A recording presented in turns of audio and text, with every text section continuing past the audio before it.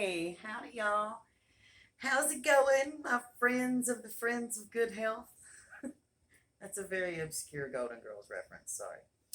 I just thought I would pop on here and catch up with you guys and let y'all know what I've been doing, what I've been up to.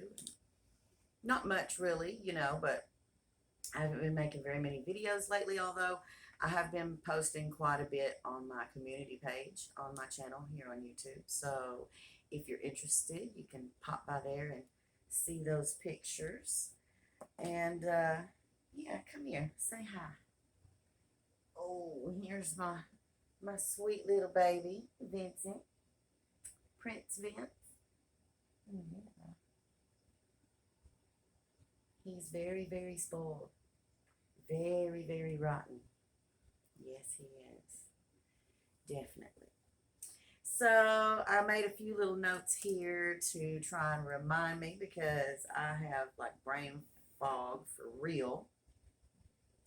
So yeah, we've been doing quite a bit of yard work whenever it's not raining, and we've been letting the cats go outside, especially Howard and Naboo, because they're really big and they need it. And he just goes wherever he wants. You jump down over there. Go ahead. Well, come over here then. Oh my goodness. So yeah, we've been spending a lot of time outside and we have been working in the yard, and I push mowed the entire front yard. Um, but we have access to a riding mower, and I don't have to push mow if I don't want to. It's just it kind of looks nicer and neater around the edges and stuff when I push mow it, and I felt like it, so I did. And my husband's been doing a lot of weed eating and trimming and a lot of mowing. We've both been doing a lot of picking up sticks and yard cleanup. And there's a lot of leaves around still from last fall because it was really, really wet. Or there was a burn ban, so we weren't able to pick up all the leaves and sticks and stuff that we wanted to. And so now we're having to do that as we do our spring cleanup and everything. And I cleaned out the grape beds, and we've just been generally spending a lot of time outside and letting the cats go outside too. And Willow's been really cool about it. He lives under the back porch, and when he knows we're going to bring the cats out, I'll come outside and clap my hands, and he'll either disappear under the house or he will go out into the woods and sit. And sometimes he'll make some calls and make some noise out there, but there's been no cat fights. So that's really good news. And yeah, so we're getting the yard in shape. I realize I need to do something about my flower beds. I don't really know about that, so I'm going to have to do some research on that. And I think that's a fall activity anyway. Several of our trees are doing pretty good. I thought that the dogwood that we planted was not going to make it because it never blossomed, but there are green leaves all over it, so it didn't die. About half of it has green leaves all over it. And speaking of half of a tree, my hibiscus is only half. There's only green leaves on half of it, and I think possibly some fire ants got into the root system and killed half of the tree. So yeah, but the pecan tree's doing really good. There were some ants trying to live around it, but we took care of them. And yeah, so just been busy outside, letting the cats go outside, doing lots of yard work and clean up. And yeah, let's see what else. Um, so yeah, Willow, he's been coming and going. It's cat mating season or whatever, so he comes home for 3 or 4 days and then he'll leave and he'll come back 2 or 3 days later, all beat up and scratched and looking terrible. I wish I could take him to the vet and get him a full round of shots and everything, but he's absolutely too smart for a live trap, and so I can't catch him. And if I really tried to put on gloves and catch hold of him, he'd never ever trust me again, and he'd probably never come back. Um, but so I put a little worm medicine in his food, and when he lets me touch him, sometimes I try to put some little flea drops on him, and that's about all I can do. Besides give him, a safe place to stay, which he's been staying in his house a lot. Anytime it rains, I see him in there. He likes his house. Norma Jean had a bath. I noticed again on her hips, she was getting those weird little patches of like, it was slightly discolored and a little bit almost waxy, like her natural skin oil or something was building up on each side, right on her hip. And see, I had not been noticing it up until like about a week before I gave her a bath. And I started noticing those little oily deposits or whatever. And I don't know if she's getting into something somewhere. I don't think so. Or it's nowhere else and it just reappears in the exact same spot. Or if that's like her body's way of protecting how she lays against her hip bone or something, and it's making some kind of extra skin oil or something like lanolin or something, because it seems like wool oil. Anyway, I don't know what it is. I'm going to talk to the vet when I take her to the vet. That won't be too long from now. But yeah, so I gave her a really good bath, even though the rest of the cats don't really need it. Howard rolls in the dirt, but I brush and shake that off of him, and everybody else pretty much stays inside and stays clean. So gave Norma a really good bath, and she was so cute about it.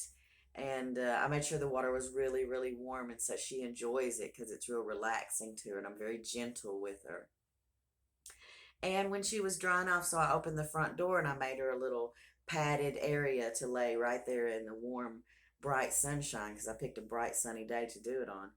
And I let her lay down there in the sunshine. And Naboo came over there and sat next to her and kept her company the whole time she was drying. It took hours.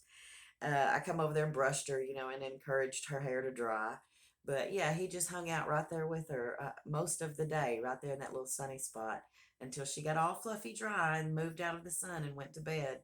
He just sat with her. He's so sweet. I took some pictures of that and put it on my community page if you want to see them.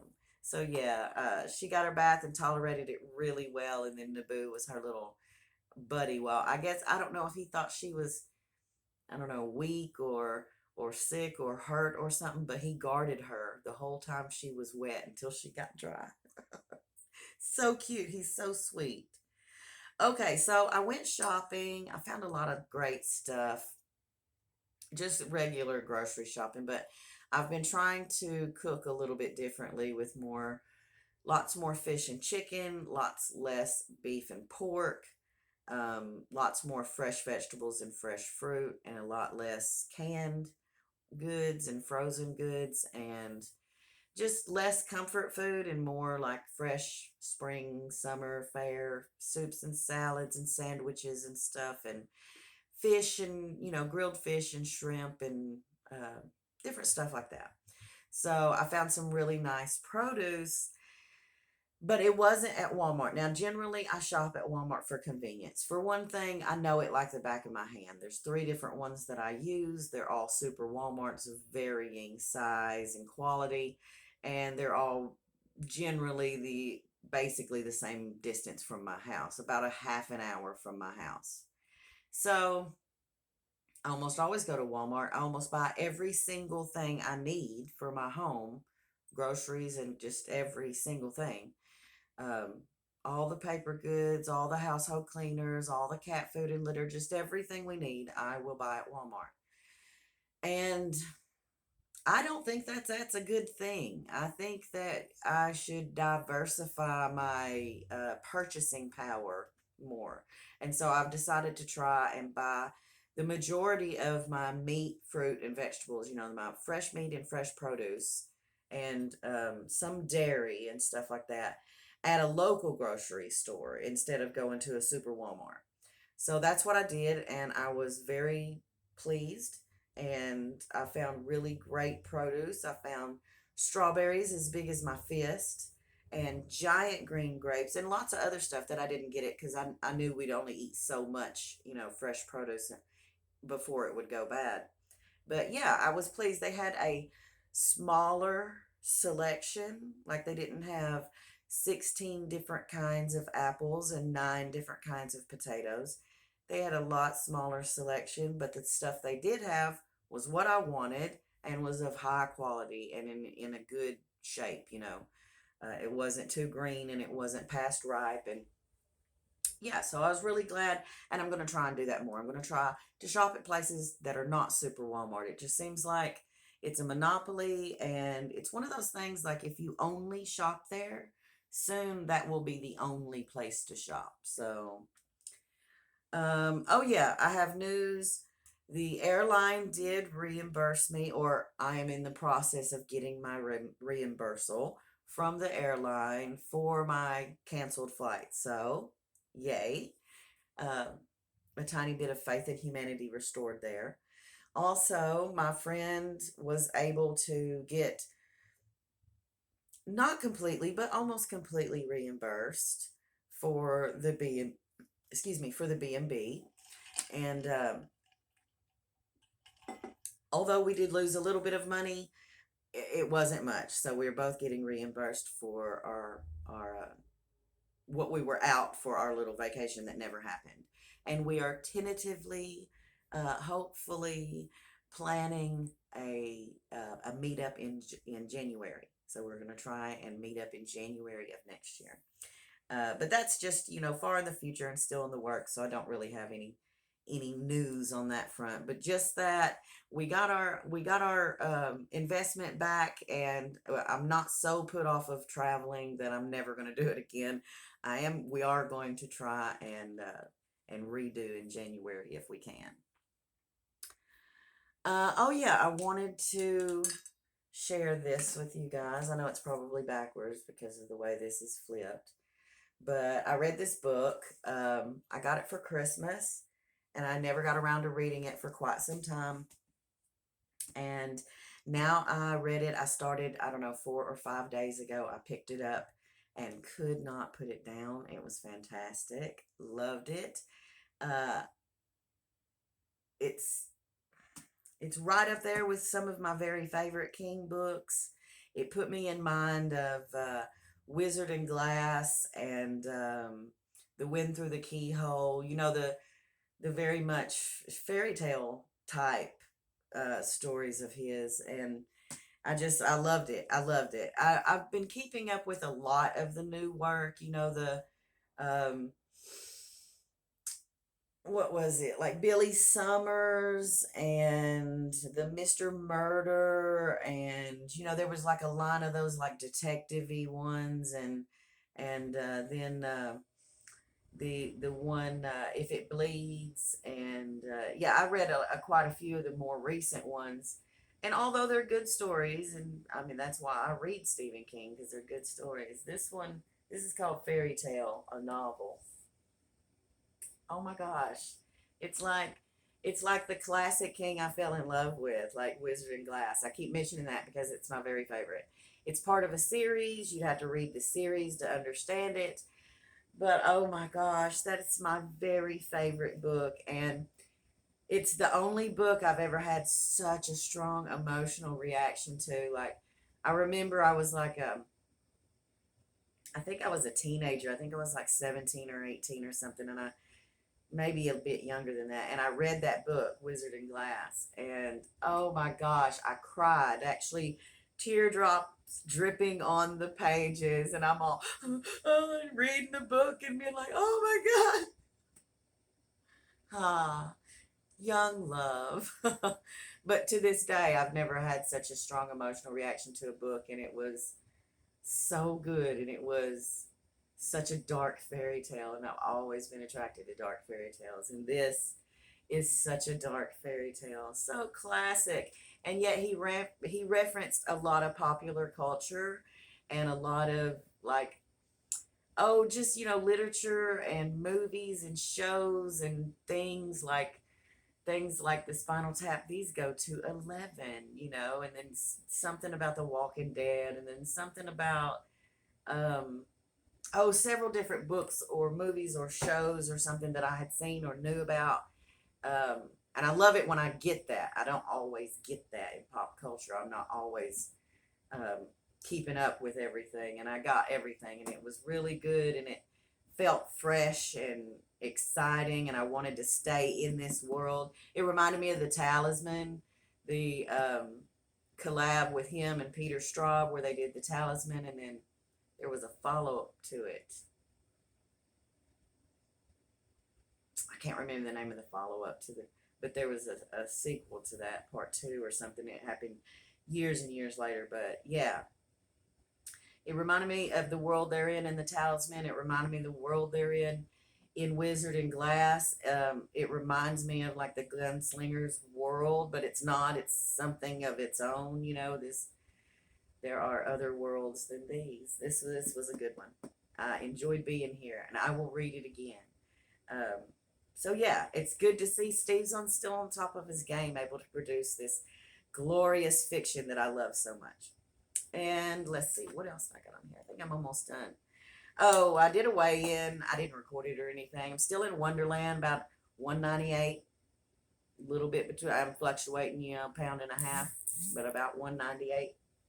So, still in Wonderland, although that's not really nearly as important to me as it was before. But I am trying to eat healthier, and I'm getting in lots of exercise doing that yard work.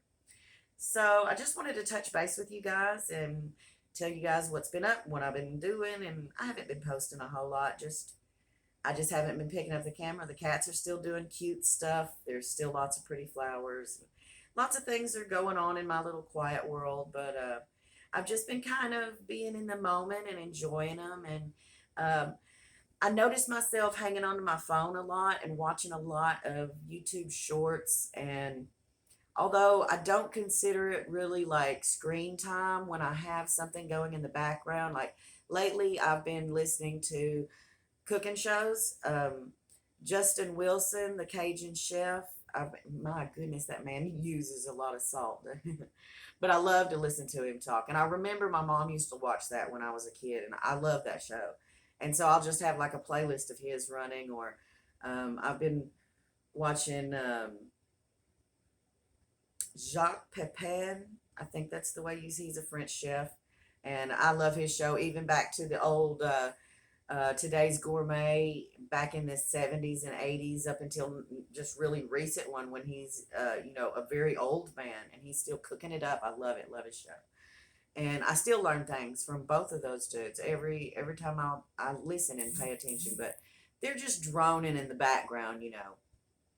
What I call actively watching is when I'm sitting there with the phone in my hand and I'm scrolling through, say, YouTube shorts or YouTube videos, and I have been dipping into a little bit of Amber here and there, and that's too much for me. I need to not do that and to go outside. And I watch this one young woman who lives in Germany. She's a Vietnamese woman that lives in Germany with her German boyfriend.